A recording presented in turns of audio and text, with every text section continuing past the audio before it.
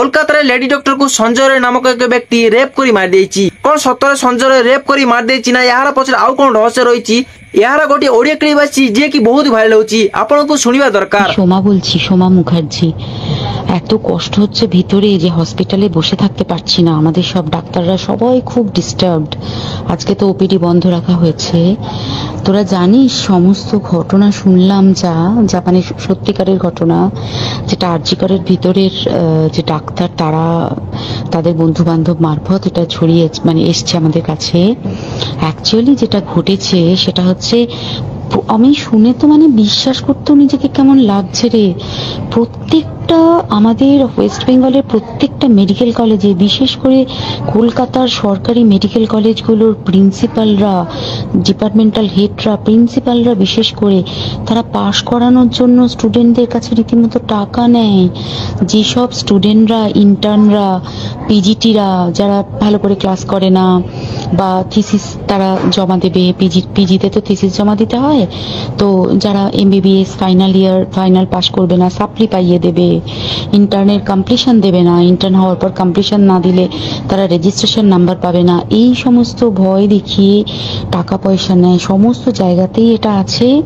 এর মধ্যে সব থেকে নিকৃষ্টের থেকেও নিকৃষ্টতম হচ্ছে সন্দীপ ঘোষ প্রিন্সিপাল, যে তোর আমাদের কি বলে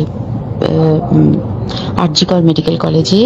সেখানে ভাব যে ওনার একটা বিশাল নেক্সাস ছিল, যাতে উনি বেশ কিছু ইন্টার্ন, হাউস স্টাফ এদেরকে দিয়ে ওই নেক্সাসটা চালাতেন।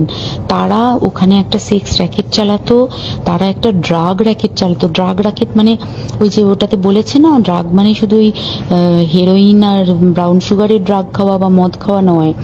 ড্রাগ মানে হচ্ছে যে কম দামি, কম টাকায় যে ওষুধ পাওয়া যায়, যে ওষুধ না জল ভগবান জানে, সেই ওষুধের মানে কোটি কোটি টাকায় যে টেন্ডার বেরোতো, তার সেই ওষুধ নিয়ে ওষুধ কোম্পানিগুলোর কাছ থেকে কোটি কোটি টাকা, সেই সমস্ত টাকার একটা বড় অংশ যেত পার্টি ফান্ডে। বুঝতেই পারছিস তাহলে সেই জন্য পার্টির একদমই কাছের উনি, পার্টির মানে একদম খোদ মানে ওপর লেভেলের একদম আসল জায়গাকার কাছে।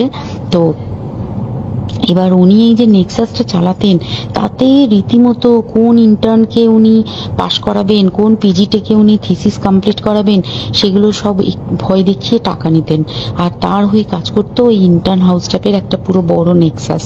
এবার এই মেয়েটির যে পিজিটি, মেয়েটি অত্যন্ত ভালো, সে তার থিসিসটা কমপ্লিট করাবে না বলে হুমকি দিচ্ছিল। সে এটা জানতে পেরে গিয়ে বলেছিল যে আমি এরকম কোনোভাবেই মেনে নেব না, আমি এর বিরুদ্ধে আমি যাব এবং আমি এর বিরুদ্ধে সব ফাঁস করে দেবো। তখন তাকে রীতিমতো ধমক দেওয়া হচ্ছিল। এটা চলছিল লাস্ট 6 মান্থস ধরে, 6 মাস ধরে তাকে হুমকি দেওয়া, তার প্রতি মানে বেশি বেশি প্রথমের দিকে কি করছিল, অত্যাচার করছিল। মানে কিরকম, বেশি বেশি করে নাইট ডিউটি দিচ্ছে, অ্যাটেস্টেজ 36 আওয়ার্স ডিউটি, বেশি বেশি করে নাইট, বেশি বেশি করে খাটানো, এবং এগুলো সব জানে ডিপার্টমেন্টাল হেড, চেস্টের যে ডিপার্টমেন্টাল হেড সেও জানে, সিনিয়র পিজিটিরা সবাই জানে। প্রিন্সিপালের নির্দেশেই হচ্ছে এবং ওনার নেক্সাসের ছেলে মেয়েরাই কাজ করছে। তারা 6 মাস ধরে এটা করেছে। করার পরও যখন ওকে আটকাতে পারেনি, তখন কি করেছে, ওই দিনকে ওরা ঠিক করেছে, যে দিনটাতে এই ঘটনাটা ঘটেছে সেদিন কতখানি প্ল্যান্ড এবং গট আপ গেম দেখ। সেই দিন ওই ঘরে, ওই সেমিনার রুমে প্রত্যেক দিনই 4 তলার আরো অনেকেই যারা সিনিয়র পিজিটি বা জুনিয়র পিজিটি তারা কিন্তু বিশ্রাম নিতে যেত, অনেকেই ওই ঘরে যেত। সেই দিনকে ও একা, ওকে বলেছে তুমি ঘুমিয়ে পড়ো, ওকে একা রেখে এসেছে, বাকিরা কাউকে যেতে দেয়নি। বলেছে ওই ঘরে আজকে ঘটনা ঘটছে, মানে কাজ হচ্ছে, ওই ঘরে কেউ যাবে না। ওই ঘরে সেই দিনকে ওর সাথে যখন খাওয়া দাওয়া করেছে বাকি 4 জন, সেই 4 জনের মধ্যে একটি মেয়ে পর্যন্ত ছিল। সে কিরকম মেয়ে চিন্তা কর, এরা ডাক্তার না জানোয়ার জানি না, আমি জানোয়ার বললেও জানোয়ারদের অপমান করা হয়, কারণ জানোয়ার সমাজে এরকম কাজ হয় না। তো ডাক্তার না কি আমি বলতে পারবো না। সেই ইন্টার্ন মেয়েটি আরেকটি ইন্টার্নের গার্লফ্রেন্ড, তো তার সাথে ওই পিজিটি মেয়েটির প্রচুর ঝগড়া হয়েছে। ঝগড়া হওয়ার পরে তারা তো হুমকি হুমকি দিয়ে চলে গেছে, দিয়ে তারপর বলেছে তুমি ঘুমো। এবার ও তো আর জানে না, ভালো মনে শুতে এসেছে। তারপরে তারা গিয়ে মদটদ খেয়েছে, 7-8 জন মিলে চড়াও হয়েছে।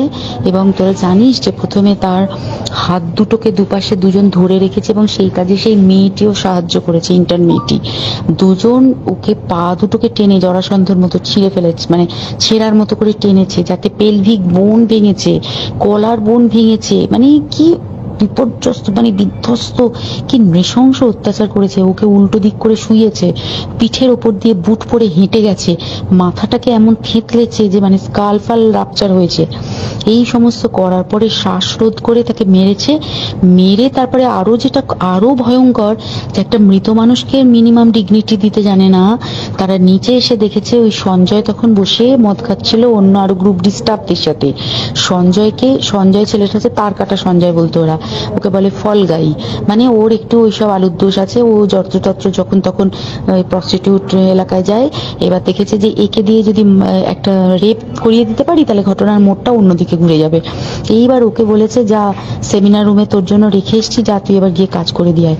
ও এসে ওই ডেড বডিকে রেপ করেছে যাতে তার ভ্যাজাইনাতে সিমেন্ট পাওয়া যায়। তো এবার এই হচ্ছে, প্লিজ আমি নাম করে ফেললাম সবকিছুই, কতজন আমি যে নামগুলো পাঠিয়েছি এই সব ডাক্তাররা, এরা সব জড়িত জানিস, কিন্তু কেউ কোনো প্রমাণ নেই। প্রমাণ লোপাটের জন্য সেদিনকে ওই ইন্টার্ন এবং ডাক্তাররা যে ওইখানের যে বাথরুমটাতে হাত পা ধুয়েছে, রক্ত ধুয়েছে, সেইটাকে তাড়াতাড়ি প্রমাণ লোপাটের জন্য ওই দেওয়ালকে ভেঙে দিয়ে তার মানে ওই বাথরুমের জায়গাটাকেই ভাঙতে হচ্ছে ওদের। ওখানে নাকি ওরা রুম বানাবে, কালকে দেখেছিস তোরা খবরে। আর বেশি বলতে পারছি না, মানে তোরা তো সবাই প্রোটেস্ট করিস, আমরা তো আমাদের দিক থেকে করছি, কিন্তু কিছুই হবে না। এই পোড়া দেশে কিছুই হবার নেই, শুধু ভেতরে ভেতরে গুমড়ে গুমড়ে কষ্ট পাওয়া। আর আগামী প্রজন্মের যে ডাক্তাররা বেরোবে, তারা যে ইন্টার্ন বা পিজিটি বা যাদের কাছে আমরা যাব ভবিষ্যতে, তারা কি ডাক্তার না কি আমি জানি না, কি নিয়ে তাদের কাছে আমরা যাব আর কি করে বা আমাদের পরের প্রজন্মকে আমরা সুরক্ষিত রাখবো।